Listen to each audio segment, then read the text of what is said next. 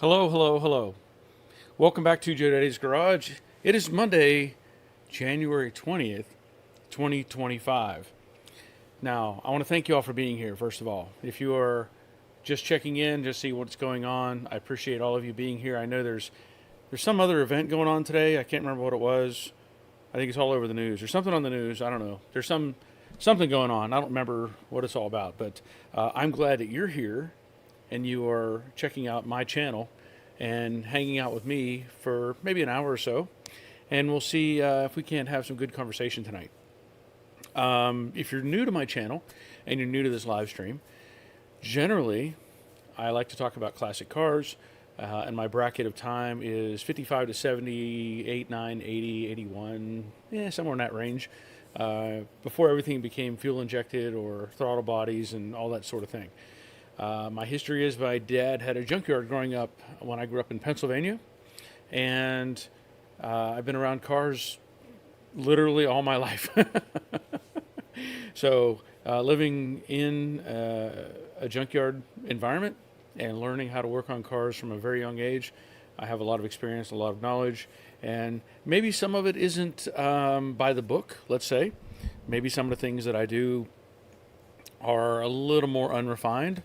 But I also know that most of everything that I do, everybody can do at their home, and they don't need a whole bunch of special tools for most of these things. So I try to make my videos in that manner, thinking of how you can do it without having $100,000 worth of tools like some big TV show shop, right? Or actually probably more than that, to be honest. So we encourage everybody to be involved. And what I mean by that is either if you would leave a thumbs up.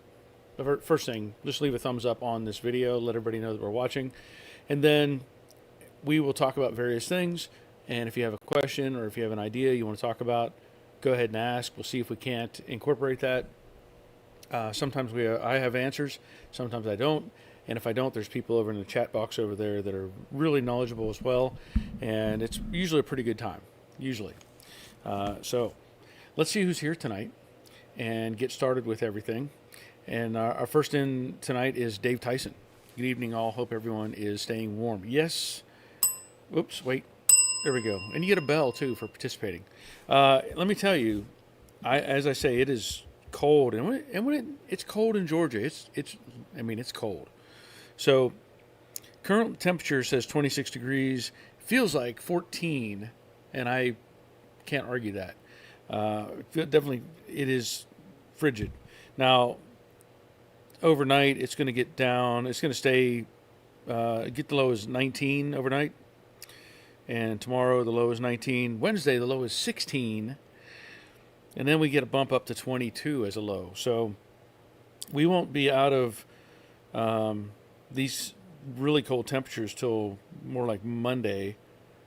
And hopefully everything goes okay by then. I know that there's been occasion like we had last week. We had our power go out, and that's no fun for anybody.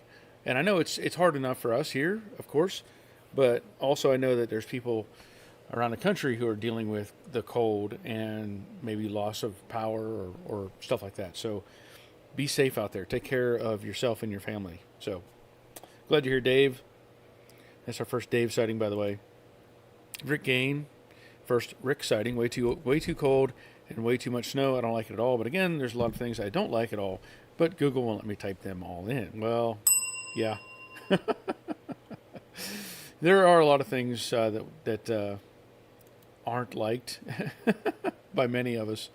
I have a super chat already. Donnie Williams gave me a super chat. Awesome. Thank you, sir.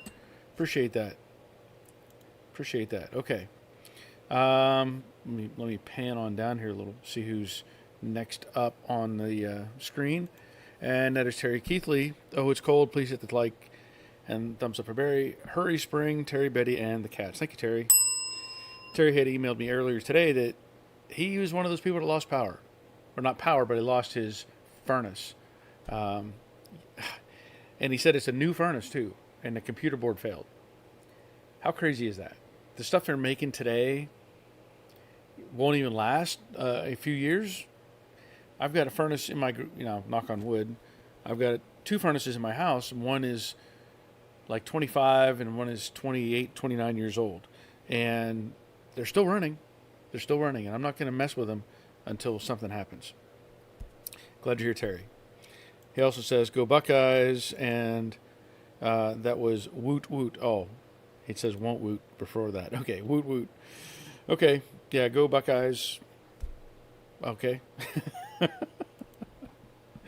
think it's some team up in Ohio or something. I don't know what they do. Play hockey or something. The Dutchman's Wood Shack. Aloha from Kona, Hawaii. Awesome. Glad you're here, Dutchman. I assume you're a permanent resident there. Just let me know, because I'm really trying to figure out if my wife and I can make a trip over there. We're trying to figure that out. But I mean, I don't know when it's going to happen, but she has relatives over there, so we may try to make it over to Hawaii at some point if we can, because the biggest expense is staying there, right? And I can fly standby on my old airline, because I work for the airline, so I fly standby, and so the cost involved wouldn't be that much if we can pull it off, but the hard part is getting there. The bowler hat guy, David. Good evening, Barry. Hello all. Wow, what an eventful day. Yes. Oh, it is an eventful day. Yes. I set the frame rails on the front of the car. So yeah, it has been pretty eventful. Pretty eventful. I assume that's what you're talking about. Travis Holtman. Good evening all. Good evening, Travis. Glad you're here. Dave Britton checking in from the Great White North. Hello from negative 13 Celsius, negative 23 Fahrenheit, Chile, Ontario. Oh, I'm glad you're here, Dave. I don't want to visit you right now. Not even a chance. Black GTX, I think it's Mark. Good evening, folks. Not staying warm here in Minnesota. Negative 14 this morning with a daytime high of negative 8, and the temperature is dropping. Why do I live here? Yeah, I was joking with my wife today. I said we need to move down to Florida because it's cold enough here in Georgia. I don't want to be here at this point. But no, I don't want to be anywhere near negative temperatures. So yeah, no thanks. Jerry is checking in. Howdy, Barry. Howdy, y'all. Can't stay too, I guess, late. I have to watch a very important football game. Terry Keithley knows. Go Buckeyes. Have a good car talk. Thank you, Jerry. Good luck with your team playing football. Rick Stevenson checking in. Good evening, everyone. Getting ready for some cold weather. Yeah. But you're down in Florida, so I don't know if it'll be that cold. I have to get my first drink of coffee when Rick gets here. So, you get that out of the way. Glad you're here, Rick. I think it's like this, at least the second Rick sighting. Roger is checking in from next door. Greetings. I'm back from the holidays and my annual trip to the Chili Bowl. I hope you had a good time. I don't know what the weather was like out there, but I'm sure it was entertaining. I was looking it up a little bit online, just to see what was going on, but wasn't able to really keep up with anything. So, hope you had a good time. Robert, evening all. Fortunately, the Queen is out of town, so I don't have to listen to her yell at the players and coach. Semi-warm in the shop, cold outside. Okay, glad you're here, Robert. Because yelling at the TV, that always helps. Whenever a football game or baseball or does anybody watch basketball anymore? Yelling at the TV helps a lot. I learned that from my dad.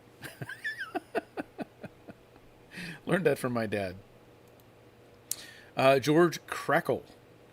Hello all from Southeast Michigan, a balmy 6 degrees Fahrenheit. Well, welcome, George. That's a new name. I have not seen that before, so welcome to the live stream. Dawn's Manufacturer. Hello from breezy 30 degrees PDX. Old batteries die, furnaces quit, pipes freeze, but I hope y'all are staying warm. Yes, Dawn, thank you. Yeah, if you haven't already, turn on that tap water. Keep it flowing. Can't freeze when it's moving. Richard Vogel, good evening from 21 degrees and snowy Long Island. Oh, that's not far off from where we're at temperature-wise, that's for sure. But welcome, Richard. Steve Reed. Hello, Barry, and everyone. Hope everyone's staying warm. It's been in the teens and single digits here. And don't forget to leave thumbs up for Barry. Yes, thank you, Steve.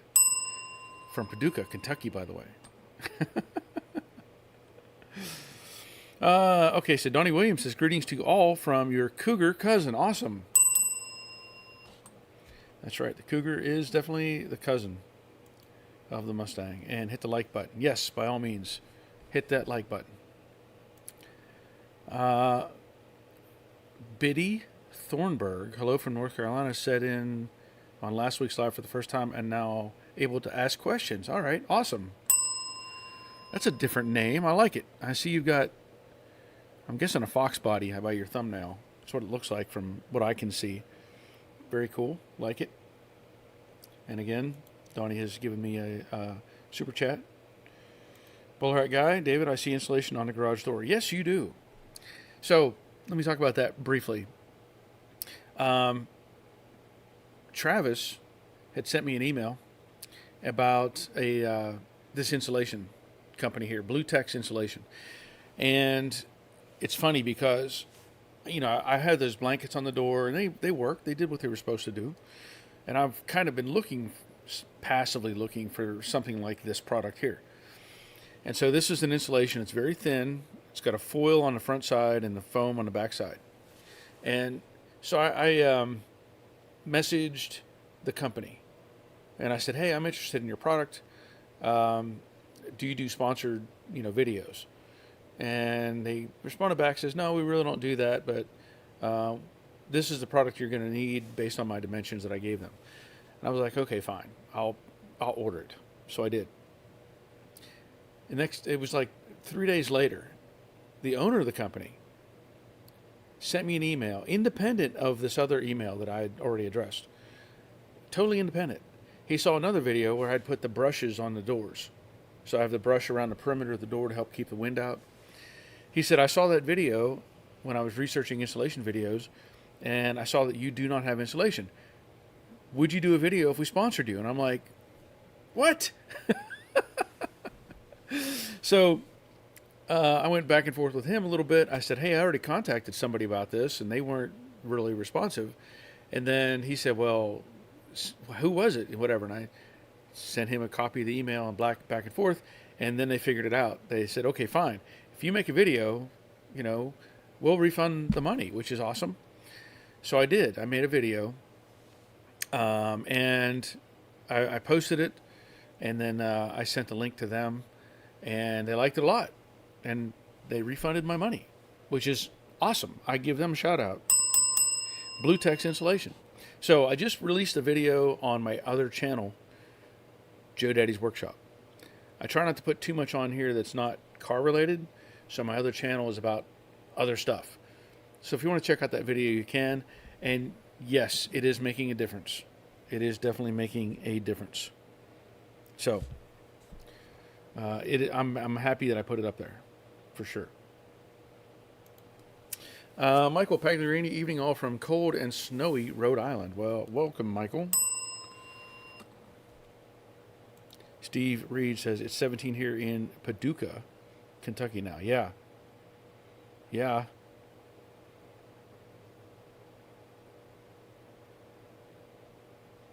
Okay, so Donnie says message messed up. I'm not sure which one. But I guess it's okay. It's okay. As long as you're here, it's all good. Tim Miller, I just ordered brake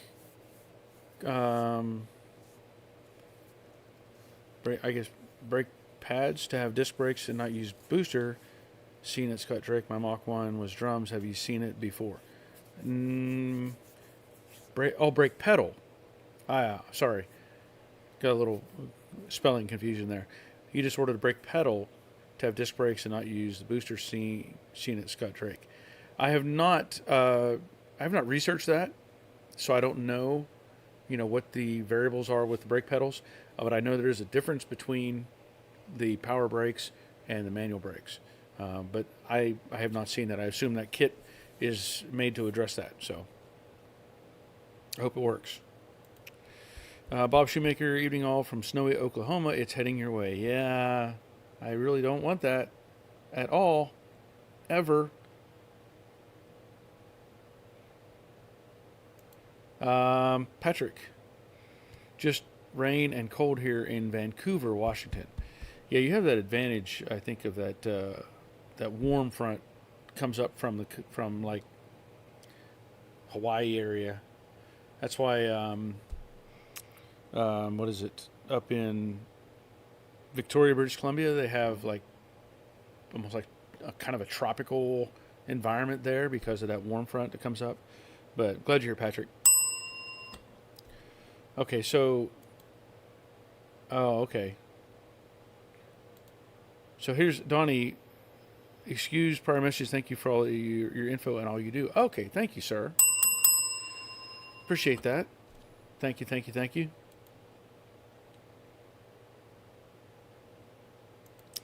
Dutchman, my permanent residence is Geneva, Illinois, USA. Oh, okay. So I guess I can't come visit you in Hawaii then. It says Mustang is in Geneva. Oh, okay. Don Williams says, not much, just a little something. I'll tell you what, Don, or Donnie, every little bit counts. Every little bit counts. Thank you so much. I do appreciate that. Harvey checking in. Raleigh Cat Garage. Hello from the frozen tundra. Happy day despite the temperatures. Yes. Welcome, Harvey. Dave Conville. Good evening, all. Evening, Dave. Third or fourth Dave sighting. Jerry says, Robert, you will hear me at home if the game doesn't go well. The Dutchman, this place is not good for cars. Lots of salt air. Got to keep on top of keeping your car ride waxed. Okay, talking about in Hawaii. Jeff checking in, Norsenet. Hey, everyone. Barry, did the lower seat pans under the full floor come welded on, or they have to be attached? Okay.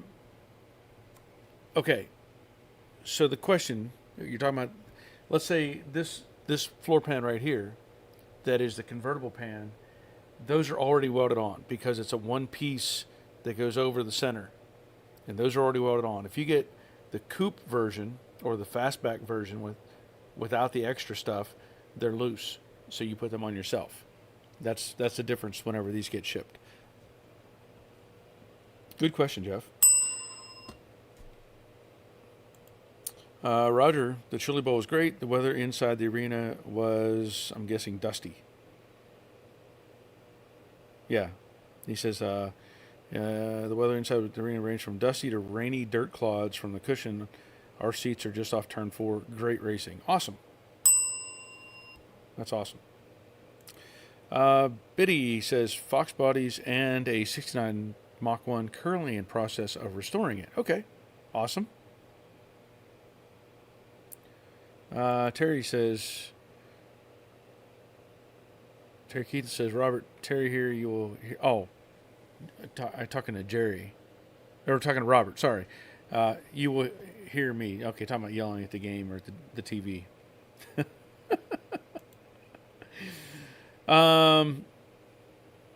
If they lose, she can make an Uber home from the train station, and I'll lock the door so she can't get in. Travis, all best gas cylinder settings for MIG welding. What gas output for 30 thousandths wire? Oh, well, that's a good question that I probably can't give you a direct answer to right now. I think I have mine set at 12 to 15. I think.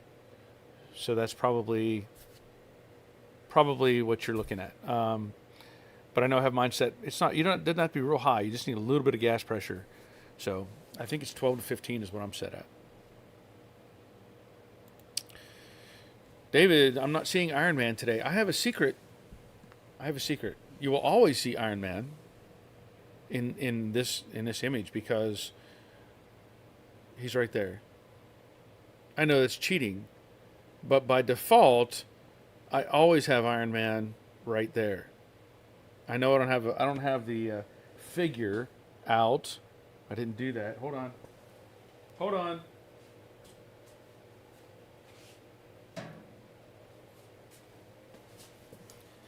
Hey, look, he's hiding. So I cheat. I cheat by having that on the wall right there.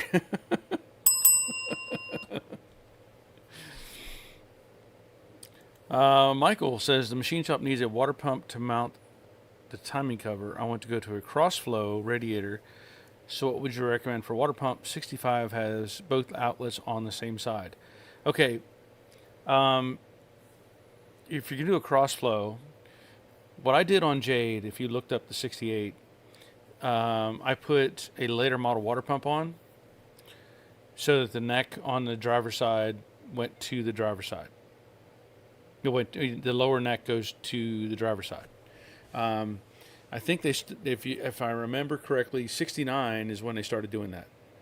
69 was like the transitional year where they swapped over the necks, if I remember correctly. But that's what I did. I used just a later water pump. If that's the answer you need, go to a cross flow radiator. So yeah, that's what I use. Just like a 69 and up, if I remember correctly. That's the cutoff. 69 or 70. I can't remember exactly right now. Maybe somebody else has an actual year for that. I just can't look it up. But that's what I did on the on Jade. So if you go back and look at the radiator install that I did on that car, that's what I used. Marine, about 16 degrees Fahrenheit here in D.C. In Uber now, heading home and just left President Trump's parade in the Capitol Arena. Pretty amazing. Awesome. That would be a sight to see. So I'm glad you're headed home and everything's safe and sound. David's chuckling at my default.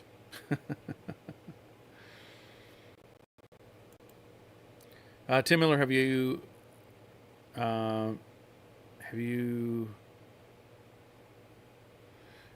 do I have a certificate auto body panels in your area? I have a supplier. Do I have a certificate, I guess, certificate dealer or something? I guess is what you're asking. I don't know. I haven't used certificate in a long time. Primarily, I know when we had the body shop and we were trying to, save some money for somebody, we would use certificate. But I haven't had to use certificate for anything in quite a long time, and I don't even know if I could find one. I'm sure they're here locally. I'm sure the body shops still use them, but I don't. I wouldn't use those parts on like one of these cars, not certificate. I don't know. I haven't seen their. At least going by the quality that I saw many years ago, it was pretty debatable as to how good they were. But I don't know of anybody locally that sells certificate parts. Don says you could use the radiator that flows the top half, then the bottom half. Tank split on inlet side. I have not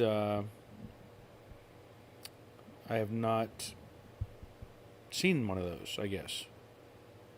Flows the top half, then the bottom half. I'm not familiar with those, Don. Robert says 70, they started the radiator change first on the big blocks. Okay, so there's an answer for that. Randall Rain says, hi, Barry. Hi, Randall. Glad you're here. Nice little pooch on your thumbnail. Mark says, sort of fit. Yeah, that's what we called them. I know I put a bumper cover on a Honda one time. Well, I tried to put a bumper cover on a Honda one time, and it was 6 inches wider than the car. Literally. I don't know how they ever made the mold. I don't know what they did. It was 6 inches wider than the car. I could not make that fit for anything, so it went back. And it had some other issues with fenders where you'd expect a corner, and it was round. They serve a purpose. They do. They're not meant for show cars. So, Biddy Thornberg, question on Fangold. Very curious on why you're using a convertible floor pan for the fastback. build confused. Okay, well, what you end up with whenever you have one of these, and I have some pictures. I don't know if it'll if I can pop them up or not, if it'll show the detail very well. So on these cars, and that picture is just taken recently, if you look at what's sitting behind me, and I can't point at it because you can't see what I'm doing with the mouse or anything like that. The convertible floor pan has basically three rocker panels. So you see the flat one on the side. That is your standard inner rocker panel that you would find on every single car. On a regular coupe and fastback, you have the outer rocker panel, which mates to that. And then you have, on a convertible, a third rocker panel. And you just see that little square in the corner close to the frame rail. That is a reinforcement they did on the convertibles to make them a lot stronger. Along with that, the tranny, over the tranny tunnel or the drive shaft tunnel, the seat pans are connected to each other. There's an extra piece that goes across the center. And then underneath, there are additional boxed pieces that are welded to the bottom of the floor pan. So primarily, that is what they do to reinforce the convertible, to make it stronger. So you add in the front torque boxes, and then you've got a very, very rigid platform. So that's the reason why we're using that. It makes it a much stronger platform without really doing much different. The convertibles had to be much stiffer because they didn't have a roof across the top. So that's what they did, is they built this multiple pieces together to create a box on the inside and the outside of the rocker assembly, and then again connected them in the middle. So it's gonna make the car stiffer overall, and you could do the same thing with like frame connectors or something like that, and you could still do that on this type of setup. You could add frame connectors to this, and it would make it even stiffer. Now the plan is, with this car, it will also have a roll bar in it because it's going to be used for autocross. So it's going to be even stiffer overall. So there's a lot going on, and I understand the question, but that's why it's being built that way. Good question. Randall, what engine are you dropping in the fastback build? Well, it's going to be a Coyote engine. That's the plan. That's the plan.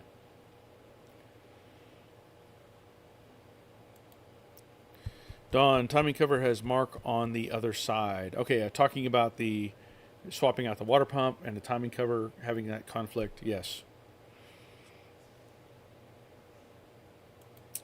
Tim Miller got a 1970 Mustang hood. It was nice. Certifit. It was dynacorn. I looked it over before buying. Got my hands and okay. So it was sold through Certifit, but it was a dynacorn hood. Is that what you're saying? Because I would not think that they would be able to sell dynacorn parts, but maybe they can. I don't know. Michael, okay, I was looking at the 71 to 73 water pump, so I'm on the right path. I will be doing the same mods you made on Jade. Okay, very good. Very good. Biddy says, now I understand why you're doing it. Okay. Yep. Oh, and Don points out the damper, too, for the timing marks. So, Michael, make sure you look at that. I know I went through this with Jade, but it's not fresh in my mind at this point. So, yeah. Keep looking up all that information to make sure you get everything in the right spot. Tony Fidiga. Is there a seal on the bottom of the vent? Oh, I'm sorry. Let me start over. Tony. Is there a seal on the bottom of the vent window where it meets the outer door skin? 66 coupe. Can't seem to find any seals online. Might use self-adhesive foam strip. If I remember correctly, there should be a seal there. I know When I did the vent windows in Jade, there was a strip there, and you may end up. I don't. Don probably knows for sure. I would assume that they did the same thing on those to help keep the water out. So if it's not available for the 66, you may look at a later model, see if they're available for those. Because I know I did put those on the 68 to try to seal up that vent area. I know exactly what you're saying. So, yeah, as far as availability, I couldn't tell you. I don't know what, who has what available. So, anyway, yes, I've been trying to do some stuff with the Fangled Mustang, and the initially what I'm doing is some mock-up. So I've set the frame rails, the front frame rails, and these are the ones with the shock tower delete. So it has the opening for the Mustang 2 style suspension. And right now, I see Richard asking how are things lining up so far with the front fender aprons. Everything is really lining up nicely. I have my jig pieces holding there in the back and up here in the front. Those all lined up. Everything's set in place. The bottom of the floor support is sitting flush with the bottom of the frame rail. Can't ask for anything better than that. I mean, it's all right on. The as it should be, honestly. And the core support is clamped in place. Everything's lining up there. Now, what I'm going to have to do, and maybe I didn't order correctly. I can't remember, or maybe they only come one way. And I think it may be that they only come one way because I ran into this before. The firewall. I don't know that they sell one specifically for the convertible pan. They may. I don't know. But I ordered the regular firewall, which isn't a big deal. I ran into this with the 66 convertible that I built, that I ended up having to modify the firewall, and it's not a big concern. Basically, I'll just cut out a piece of metal and put a flange on it, and it'll slide inside of the inner rocker, and then it's done. So that's why the firewall is not sitting in there right now, because I can't put it in, first of all, with the frame rails in place, and secondly, it's too wide right now because it won't fit inside of the rocker panel. So not a big deal. I'll get that taken care of. But as I'm going through this, I'm as I always do, I test fit everything before I do any welding. So the next thing that I'm going to probably do is I'll have to take these back off. I'll probably modify the firewall.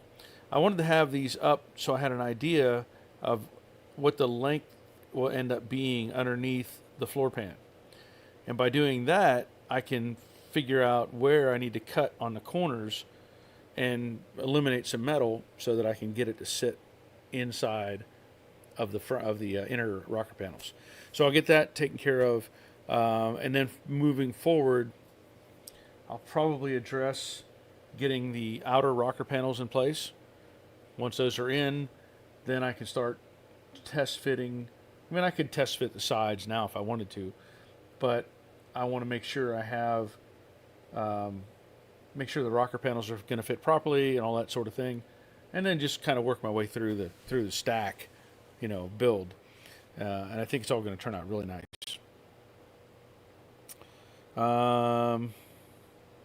Tim Miller says on his car hood, the holes for the twist lock and the shaker holes need to be cut into the hood. Yeah, that's always fun. And I answered Richard's question asking about the alignment. And I really like these one-piece aprons. Really, really nicely done. Dawn, all those seals are available. Belt line, felt, weather strips, comes with the stainless. Thank you, Dawn. Oh, wait a minute. Back up a step. Dawn says, oh, wait, no. There is no seal on the vent window to door skin. I did seal Betsy's with black marine silicone. Looks real clean. Okay, so there you're able to. There's an answer for you. I assumed there was that seal in there, and I can't see why you wouldn't be able to use one from like a 68. But if Don says it's not there, then I take his word for it, and black marine silicone would probably solve those problems. So thank you, Don, once again. Harvey says the seal that came on my vent window kit was a thin foam rubber. It looked like it could come in a roll like tape. Yeah, that's what I remember. But again, the 68 apparently had them, and Dawn saying the 66 actually didn't have them. Lewis says, Barry, would you happen to know a fellow Mustang builder named Bill Hughes? I don't know how to say that, from Tennessee. No. I don't. Thank you, though. Travis, were you able to verify the rear frame rails are in the right position besides the holes? Is spring perch mount, etc.? Yes. Yeah, everything else is good. I mean, it's all lining up like it should. As I mentioned, I talked about some of the issues, and this is where you run into problems. Like I said, I mentioned in a Patreon video, I'm an aircraft mechanic. And so, or y'all know I'm an aircraft mechanic. So my tolerances are like this tight. And original cars are not. They're not even close to that. So when I built this jig, I built it to the tolerance of 2 original cars and made those tolerances really tight. Then I discovered that other companies, of course, Dynacorn, various others, they don't necessarily make those parts to match what the factory did. Like, I know that these frame rails in the rear, they're actually wider and thicker than the original pieces, like a lot thicker and wider. But the guide holes that I use as a reference don't hit dead on the mark, and that's simple enough. They don't make them exactly in the same spot for some reason, but that's really pretty minor overall. This pan sits on all of my perch mounts on the side. It sits right on the money. So that's all good. The measurements up and down are all good. The measurements side to side are all good. So it's fitting like it should. And it would be different if I were like hand building a floor pan. This jig would be more suited to that. But it's also capable of handling this situation. So, like having the rear section sitting on the rear mount perches and everything, I already know it's zeroed out as far as sitting level and square and all that sort of thing, because even the front frame rails, everything is lined up and dead on and matches all the rest of that. And it'll prove itself even more when I set the sides up and I start test fitting quarter panels and all that sort of thing. There will be, it'll be proof is in the pudding, let's say. But I know that, and I had this problem also with the floor supports. The hole locations are slightly different than the factory cars for whatever reason. I don't know why, but my perches are still there. They're supporting it, but they're not dead on. I ran into the same situation with the Cobra Jet. When I built the jig to match 2 good bodies from original cars, and I indexed those things dead on, and then when I went to put them in the set the other stuff on, it didn't line up. And even though all the measurements are right, like the length of the floor support is right in the right spot, all that sort of thing, it's just weird. So, but yeah, everything's coming along. It'll be fine. Good question. Thanks, Travis. Biddy says, guys, pay attention to the water pump rotation. There is a standard that is drive side and reverse rotation driver side, as well as long and short snout. Okay. Thank you for that. Good information. Let me see here.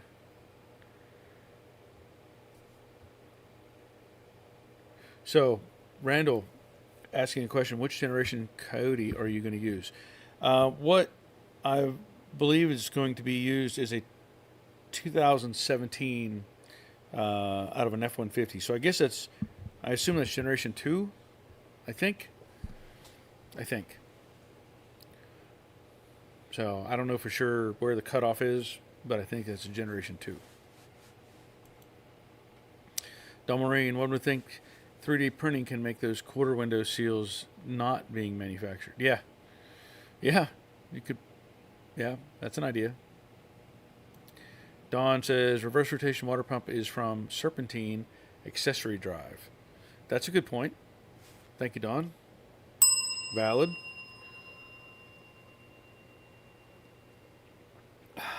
Good coffee. Tall red easel. Pour the watchful Iron Man a small cup, please. Thank you, Tall Red Easel. Appreciate you. Bowler Hat says, yes, 2017 is Generation 2. Yes. Okay. That's what I assumed. So, and I've heard people say, I've had some feedback that the Gen 2 is easier to deal with than the Gen 3. And so hopefully that all plays into it and makes it all go smoothly. So, like I was saying, I'm doing all this test fitting, and I was also going through some of the inventory of parts that I have, and I was going through the torque boxes. I got the convertible torque boxes, which what is supposed to be here, and sure enough, they fit, sort of. The thing is, when they make these, they make them, in some cases, like I dealt with this on the Cobra Jet as well. I had to do some customizing to make them do what I wanted. And I'll end up doing that as well with this. And it could be that I just adjust the flange a little bit here and there, and getting it up into place. But it looks like they're gonna fit right the way they should, you know. And that's, I had one on the other side, on the driver's side. I put the outer section of it, and it went right in place.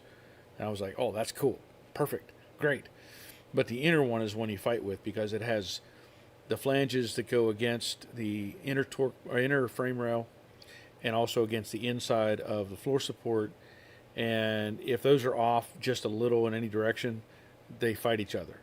So I know I had to rebend the flange on the Cobra Jet, adjust that a little bit.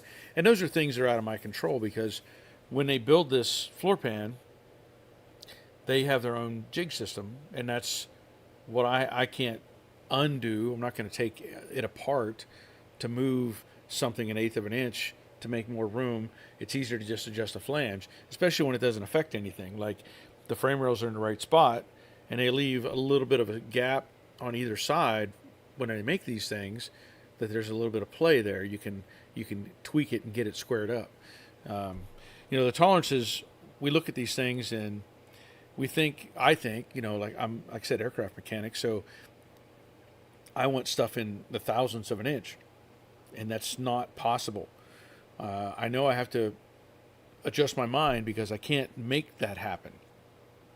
Most of that has to do with the fact that the parts that are available aren't even that close. So you have to think much bigger as far as positioning, and as long as everything is straight front to rear, and your wheelbase is correct and all those sort of things, there will be times where you can take a measurement and go, this is 1/8 of an inch, or this is 3/16. But the reality is, it doesn't matter. It's in areas of the car where it doesn't have any effect of anything else. It's just, and I know we think about the modern cars where they're built by robots and they're laser guided and all these other things. I pointed this out before, like on these panels, on the rocker panels, you might end up with the guy who runs the right side puts 27 welds on the top of the rocker panel and 16 on the bottom, and the guy on the other side puts 32 on the bottom and 41 on the top. Little things like that. And you can even look at the notches where they have, like, I showed this on the cover jet, the original car, they put the rocker panel up, and where the two flanges meet, you would think it should be flush, it should be square, and they were off like half an inch.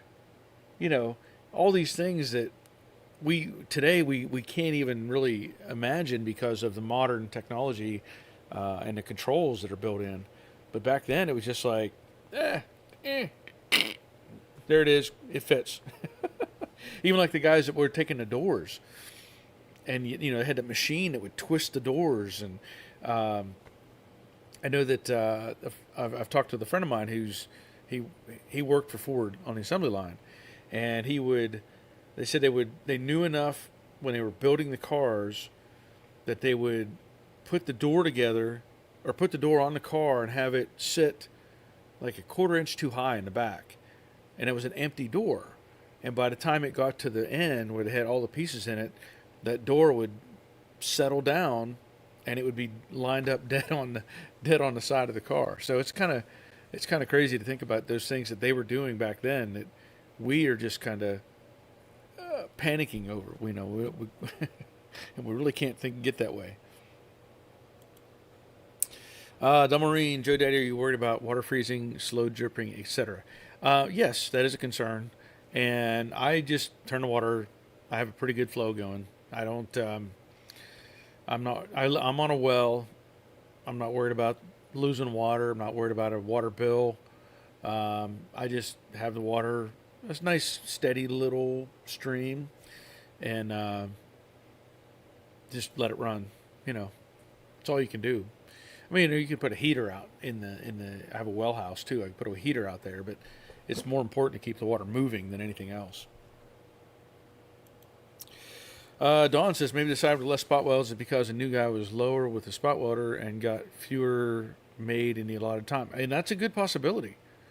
I mean, there's tons of variables. You know, slower, slower.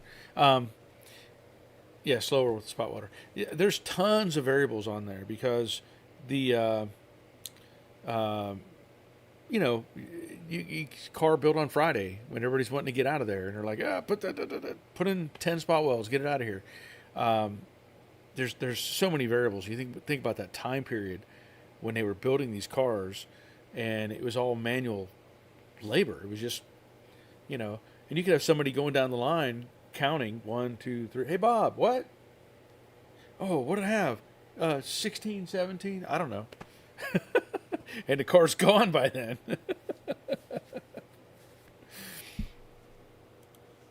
Mark says production tolerances were much more generous back in the 60s. Yes, they were. A huge difference. Marine, where can I find the garage door seal product? Interested. Go look at my other channel, Joe Daddy's Workshop. I just posted it on there. So, but the company is Blue Tex Insulation is the name of the company. They do a variety of other installations.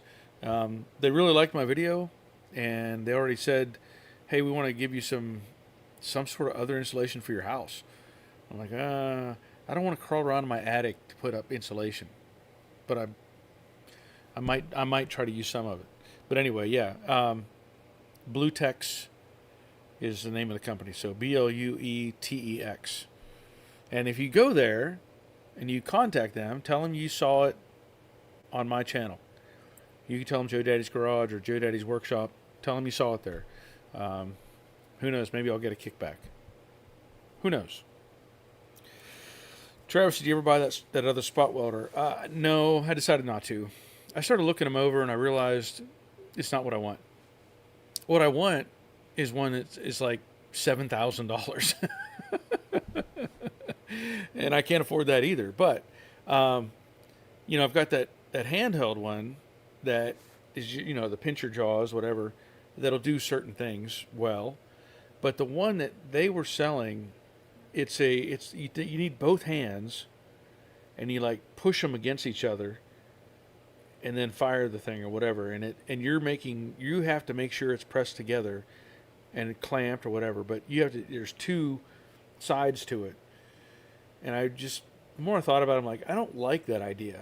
I want something that's going to clamp it together itself and do the work.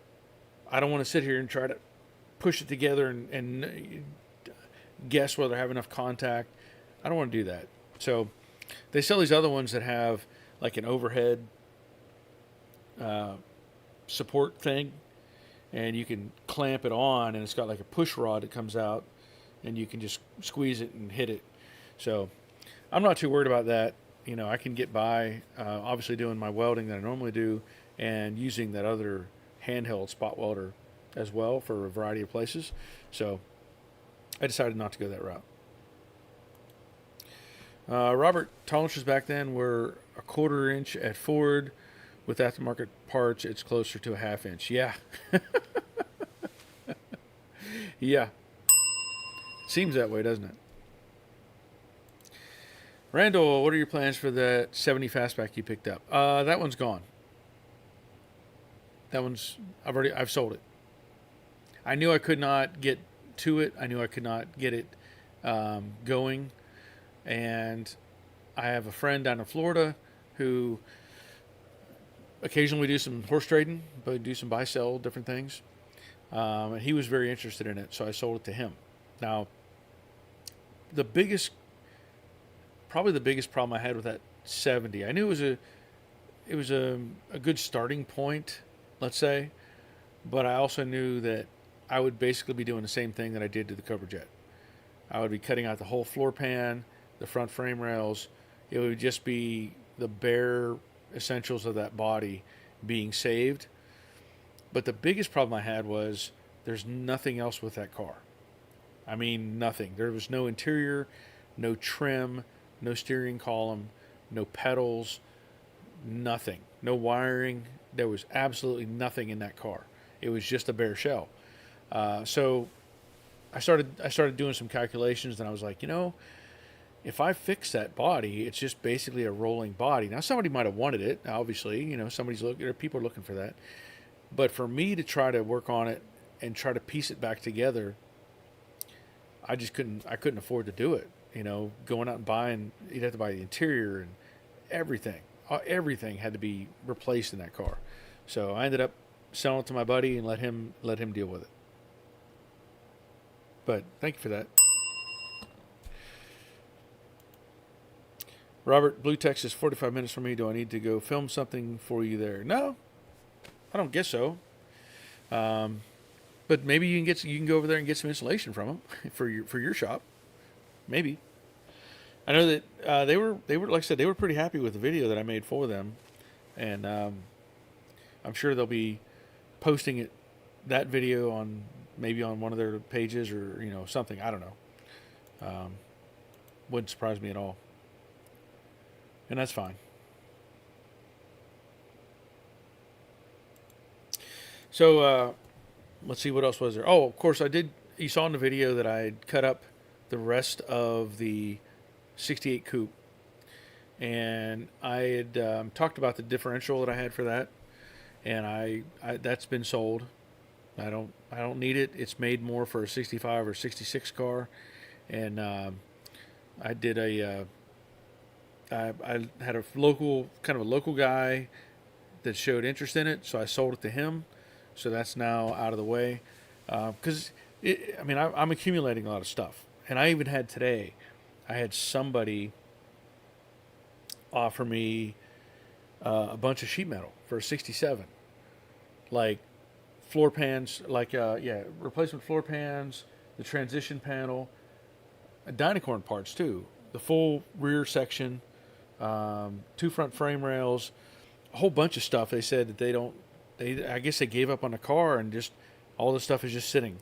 So I don't know if I'm going to get it or not. I'm gonna find out what they want for the stuff, but I've got so much stuff, so many pieces and parts. Tim says, have you done a invoice service on any Mustang, and what package? Invoice service. I'm not sure what you mean by that, Tim. Like, do I have? I'm not sure what you mean. Like, does somebody do a invoice on what I'm doing? I'm not sure what you're asking, Tim. I know I track my own hours. I keep a log. In fact, I have I did this with both the Cobra Jet, and I'm doing this also with the Fangled Mustang. I track my hours and I record what I've done, and also anything else that I'm doing right now. It's kind of like a journal in a sense. So I keep notes of what I'm doing and how much time it took, and I just track everything that I do that way. I kind of have a written sort of documentation of what I'm doing, and of course the videos show everything that I'm doing as well.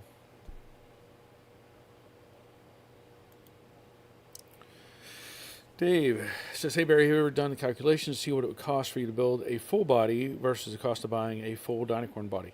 That's a good question. And yes, I guess is the answer I want to give you. And there's certain things you need to consider when you with that question. So you have to add in a lot of stuff with the dynacorn body. So if the body is selling for, I don't know what they are, 19,000 or 20,000 or somewhere in that market, 18, 19,000. That's what their cost is, and then there's the shipping that they add into it, and that adds up pretty quick. So from what I've heard, you're looking at 23, 24 probably to actually get a hold of one of those. Now, add into that, and I've known guys who have actually bought these cars. I know guys who have bought dynacorn bodies. They ran into problems. So they had to undo builds. Basically, I know one guy who bought a 68 fastback. Had it at his shop. He was like, I'm going to save a bunch of time and a bunch of money by doing it this way. When they started putting it together, they couldn't get anything to line up. They couldn't get the doors to line up. They couldn't get the glass to fit. And they found out that the quarter panels weren't put on right. So they ended up having to drill out all these spot welds and reposition the panels to get the car back together right. Now, you'd think that shouldn't be possible, but apparently it is. And I've heard of other people that had these problems. So you have the idea that you can buy this car already done, and maybe they've improved their quality. I don't know. I just know from what I know from experience. So if you buy the parts, you can quickly add up whatever the parts cost through any of the supplies like CJ Pony or Dynacorn or whatever. And I don't have the actual numbers right in front of me to say it's X, Y, or Z. But you can buy the parts, if my numbers are right, somewhere around 14, I think. Somewhere around 14. So if you're doing it yourself, if you don't count your labor, right, you can build it. Now, in my case, I've already got, I've got this jig, and I've got a starting point with this pan. The reality is I can put this car together if the weather was really nice and I was pushing on it hard, I could probably build this body in about 2 weeks. Honestly, I could probably build it in 2 weeks. Now, does that mean I'm going to build it in 2 weeks? No, because I'm going to take my time and make sure that everything lines up. You see these other guys that have done this, where they build something and they piece it together. But this is a custom build, so it's taking a little bit different approach to get there.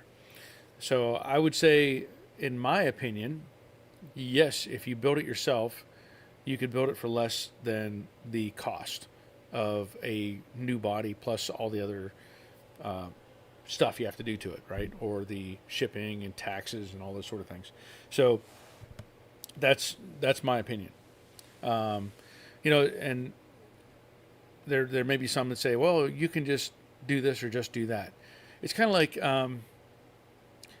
when I was working on a Cobra Jet and I tried to put the roll bar in it, and it wouldn't fit. And I contacted Mustangs to Fear, and I told them. We talked. I talked to their engineer, and he said, we've apparently made a mistake. And they were right. They did make a mistake. So when you run into situations where you've got a panel that doesn't fit right, or you've got a product that doesn't work, you're backtracking and you're having to fix things, right? By doing it this way, I'm in control of all that. Yes, the panel may need some tweaking or it may need some adjustment, but I'm doing it as I go versus having it sitting here and I have to undo what somebody else did and then put it back together again. So I like the free form of it. I have more control. I can make my adjustments. I can tweak this or tweak that and make everything fit the way it's supposed to. Some people don't care. They can take one of those bodies and hang the doors on it and find something really off and just go, well, here's the Bondo. And they hand shape the car to make it match, and the end user doesn't know what they did, or you know what I mean. People don't care. So anyway, that's my opinion. Del Marine says Blue Tech seems to be cooling related. Seems to work as a way to keep out the cool. Yeah. Well, I did a little test on this earlier, and I showed it in the video that I made. I was outside earlier today, and I took a temperature reading on the outside of this door, and it was like 20, 21 degrees, 22 degrees, something like that. I came inside. Now, of course, the heat's on, right? But the heat's on, and I did a test against this insulation, and it was reading like 46 degrees. So it made a 20-degree difference on the door itself. So I'm okay with that. I'm more concerned with the heat in the summer because this door gets pounded all morning with the sun. If this slows down that heat, it's going to help a ton. Yeah, Mark says, good question about the build. Del Marine, I like your pair of ice grips to your left. I've seen those rusted underneath the car for a quick fix, but forgotten. Yeah. Talking about there. Tim Miller says, copy of invoice factory Marty. They have different. Are you talking about a Marty report? I've done those. I have some of those. I have a few of those I've actually done. If that's what you're asking about, the Marty report. I've a few of those. Robert says the Blue Tex products are more of a radiant barrier, good quality stuff, and for larger buildings, it's an affordable solution to knock down some of the heat. Yep. Mark says never count your labor. Yep. If you're doing it for yourself, yes. Dave Tyson liked the Bronco. Yeah. Yeah. So when I did that Bronco for a buddy of mine, I was just supposed to paint it, and I ended up undoing a bunch of stuff that the builder did because he didn't know what he was doing, and he couldn't shut the doors. The strikers wouldn't work. The rain gutters were held on with tack welds, and they popped off in my hand. So, yeah, I'm pretty anal about what I'm doing and how I want it to be at the end. And I don't do shoddy work. My name's attached to it somehow, and I'm not going to be that guy. Del Marine, no slapping a car together? Shocker. Yeah, no slapping. As we used to say at the body shop, there were cars that we had to work on that we called them slap cells. They would slap them together and sell them. And let the next guy have a field day fixing it. Mark says, I don't add up my parts either. I'm afraid it would take the fun out of my hobby. Yeah, I get that. I do. I get that.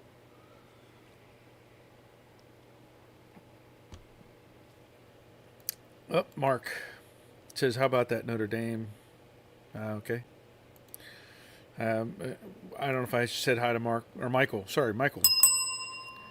Welcome, Michael. And I guess Notre Dame, they're playing football or something. Dawn says, I still haven't put pencil to paper on the Betsy build, 30,000 plus, I'll bet. Oh, yeah, it adds up really quick. And a lot of people don't realize that.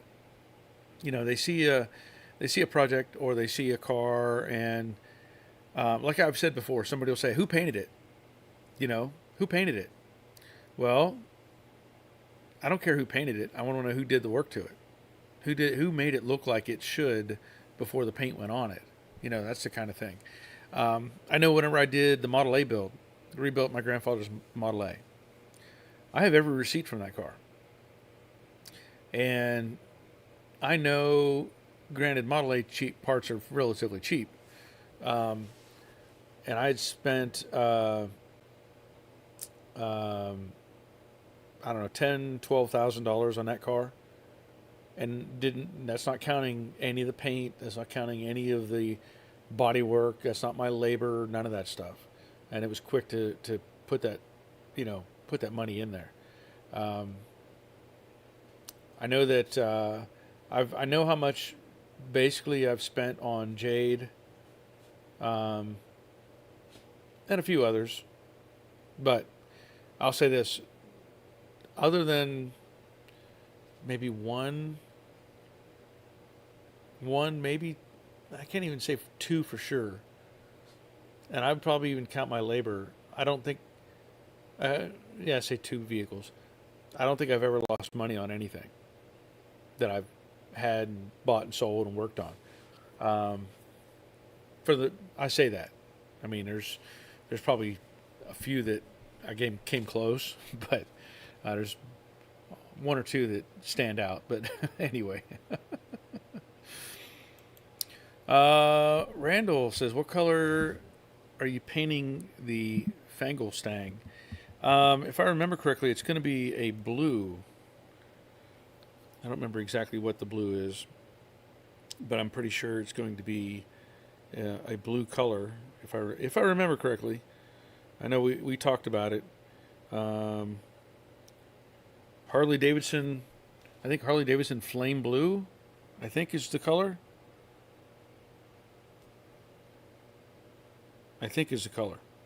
Yeah. I think that's going to be the choice. Harley Davidson Flame Blue.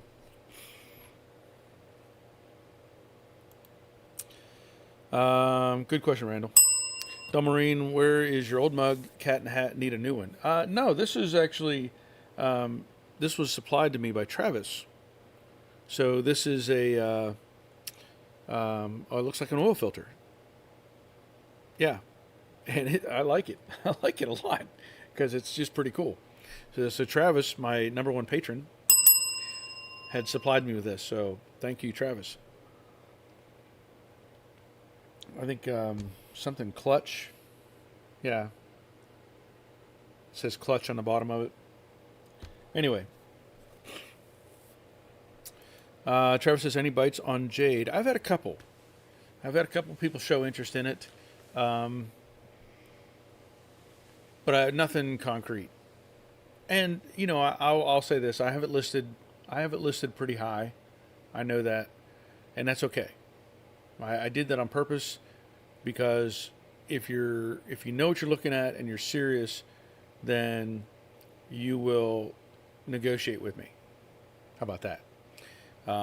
So I kind of want to eliminate tire kickers. And I do have a couple of different prospects. Somebody has suggested I put it on Bring a Trailer. I may or may not do that. And then another one was some sort of a classic car wholesaler place or something. They contacted me about putting it up for sale as well. But we will see.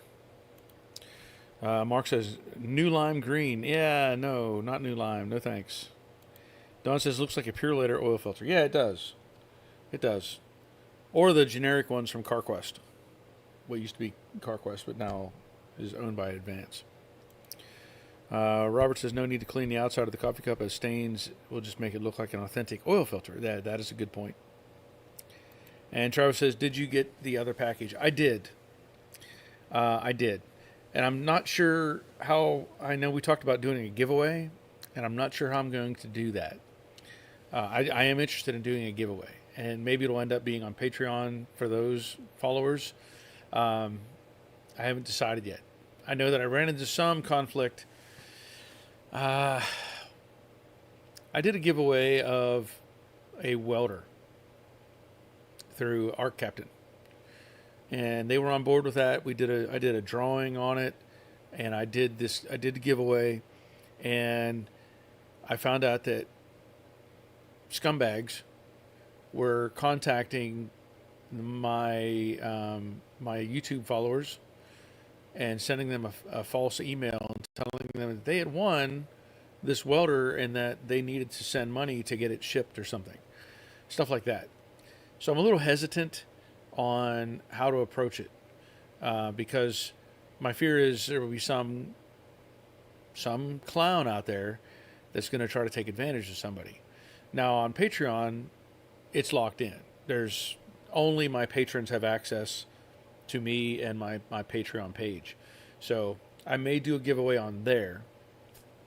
But I've thought about doing it on Facebook or something, and I'm still kind of hesitant because, again, there's people that are trying to scam people all the time, and I don't want anybody taken advantage of. So that's where I'm struggling with how I'm going to do it.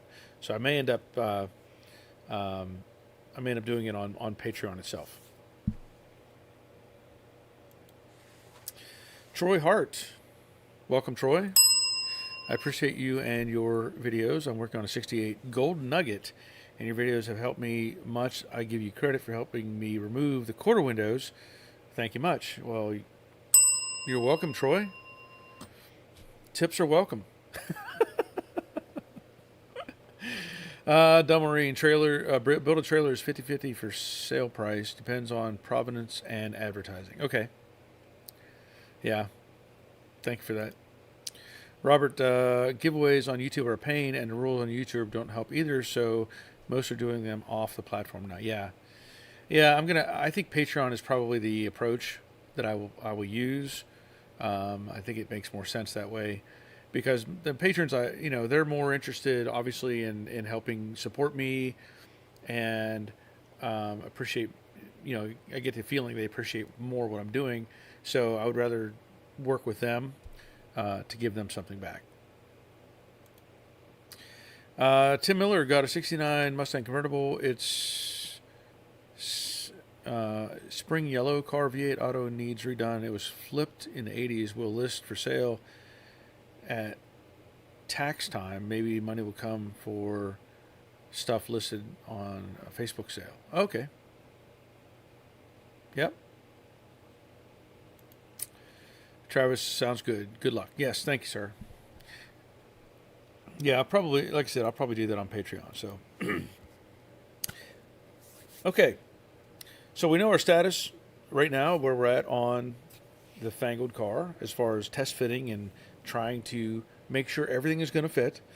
I don't attach or weld or anything. I had some guy contact me. What was it on? It was on Facebook or something. And was giving me a hard time. He was like, why do you use screws and pop rivets whenever you put stuff together? And I'm like, I don't use screws or pop rivets. What are you talking about? And the guy went into some sort of lecture about how he had a 100-point show car and hey, blah, blah, blah. And I'm like, okay, but he's like saying, why do you use screws? I've never used pop rivets on anything. I may have used a screw occasionally to hold a panel in place, but I was like, what are you talking about? Anyway. Yeah, Tim Miller says money is tight nowadays, and Dumb Marine says stay warm, kiddo, bedtime, take care. Kiddo bedtime. Okay, not me, kiddo, but kiddo bedtime, take care. Okay. Yeah. So anyway, we know the status of this car right now. I am going to continue doing all the mock-up and test fitting and work on a video to make that come out. I do have another video that I'll probably release. It's on, I mentioned it last week, but it's a Mazda 3 I did brake job on. But it's queued up and ready to go. I may release that tomorrow or something. I don't know yet. I may just hold on to it. Because the difficulty with right now is with YouTube, this time of year, advertisers aren't even close to being on board. So, I'm questioning even releasing videos at this point. But I know I need to keep people interested in what I'm doing. But anyway, we're going to call it a night. I do appreciate everybody being here. I plan to be back. I should be back. Let's see, is Monday the 27th, right? I should be here for that Monday. I think. I have to look at my schedule. I know there was something going on towards the end of the month. And okay, yeah, the 27th I will be here. So I'll be back next Monday at 7 o'clock. Again, thank you all for being here and participating and making this continue to be a good show. And I don't know, go Ohio or Notre Dame or whoever's doing something with football tonight. But that'll be it for tonight. So until next time, take care of yourselves. See ya.